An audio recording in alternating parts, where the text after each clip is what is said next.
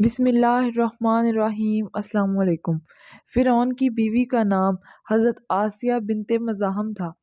فرعون اور حضرت موسیٰ علیہ السلام کی بابت یہ معلوم کرتی رہتی کہ کون غالب رہا، تو ہر وقت یہی سنتی کہ حضرت موسیٰ علیہ السلام غالب رہے۔ بس یہی ان کے ایمان کا باعث بنا۔ وہ ایک دن فرعون کی لڑکی کا سر گوند رہی تھی کہ کنگھی چھوٹ کر نیچے گر گئی، تو اس کے منہ سے نکلا کفار برباد ہوں، اور بعض روایات میں ہے کہ بسم اللہ کہہ کر کنگھی اٹھائی تھی۔ اس پر فرعون کی لڑکی نے کہا کہ تم میرے باپ کے سوا کسی اور کو رب مانتی ہے؟ اس نے کہا میرا، تیرا اور سب کا رب اللہ ہے۔ اس نے غصے میں آ کر اس کو مارا پیٹا اور جا کر اپنے باپ کو بتا دیا۔ تو فرعون نے بلا کر پوچھا کہ تیرا میرے سوا کوئی اور رب ہے؟ اس نے جواب دیا ہاں، میرا رب اللہ ہے۔ فرعون نے اس کو لٹا کر ہاتھ پاؤں میں میخیں گڑوا دیں اور اوپر سانپ چھوڑ دیے کہ کاٹتے رہیں، لیکن جب دیکھا کہ یہ باز نہیں آتی تو فرعون نے کہا کہ میں تیرے لڑکوں کو ایک ایک کر کے تیرے سامنے قتل کروا دوں گا، باز آ جا اور مجھے سجدہ کر لے۔ اس نے کہا کہ یہ نہیں ہو سکتا۔ اس ظالم نے ایک لڑکے کو منگوایا اور مار ڈالا۔ انہوں نے اپنے پیارے سے پیارے بچے کو بچشمے خود دیکھا اور صبر کیا۔ اس بچے کی روح نکلی تو اس نے کہا اے ماں، خوش ہو جا، اللہ نے تیرے لیے بڑے بڑے ثواب تیار کر رکھے ہیں۔ پھر دوسرے بچے کو بھی اسی طرح قتل کروا دیا اور اس کی روح نے بھی ماں کو خوشخبری دی۔ فرعون کی اہلیہ نے ان دونوں بچوں کی خوشخبری سنی تو ایمان لے آئی۔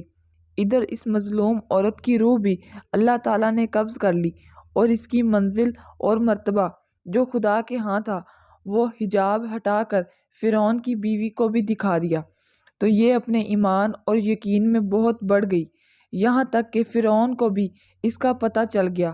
تو اس نے ایک دن اپنے درباریوں سے کہا کہ تمہیں کوئی میری بیوی کی خبر ہے؟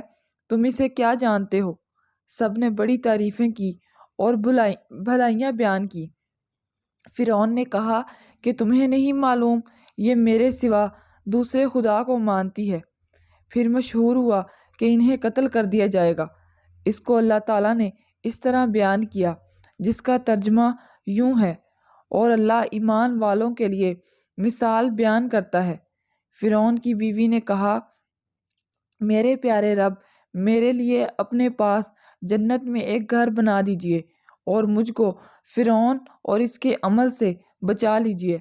فرعون غصے کے وقت لوگوں کے ہاتھ پاؤں میں میخیں گڑوا کر مار ڈالتا تھا، چورن کر کے اوپر سے بڑا پتھر پھینکتا تھا جس سے اس کی روح نکل جاتی۔ میخوں کی سزا کا موجدن فرعون تھا، اس سے پہلے یہ سزا کسی نے نہیں دی۔ اس لیے سورہ فجر میں فرمایا اور میخوں والا فرعون نے کہا کہ جو بڑی سے بڑی چٹان تمہیں ملے اسے اٹھا لاؤ، اور آسیہ کو چتلٹا کر اسے کہو کہ اپنے عقیدے سے باز آ جا، اگر باز آ جائے تو وہ میری بیوی ہے، عزت و حرمت سے واپس لاؤ، اگر نہ مانے تو وہ چٹان اس پر گرا دو، اس کا قیمہ بنا دو۔ جب یہ لوگ پتھر لے کر آئے تو ان کو لٹا دیا اور پتھر ان پر گرانے کے لیے اٹھایا، تو انہوں نے آسمان کی طرف منہ اٹھایا۔ پروردگار عالم نے حجاب ہٹا دیا، جنت اور وہاں جو مکان ان کے لیے بنایا گیا تھا انہوں نے اپنی آنکھوں سے دیکھ لیا، اور اس میں ان کی روح پرواز کر گئی۔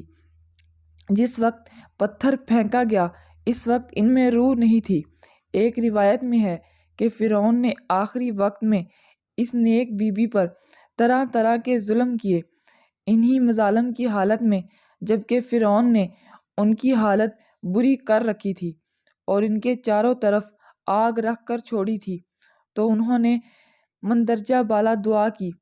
اس کے بعد حضرت آسیہ علیہ السلام کو یا تو زندہ اٹھا لیا گیا یا ان کا وہ محل جو جنت میں ان کے لیے تیار تھا ان کو دکھایا گیا، اور ان کی جان آفرین نے لے لی، یعنی فرعون نے ان کو شہید کر دیا۔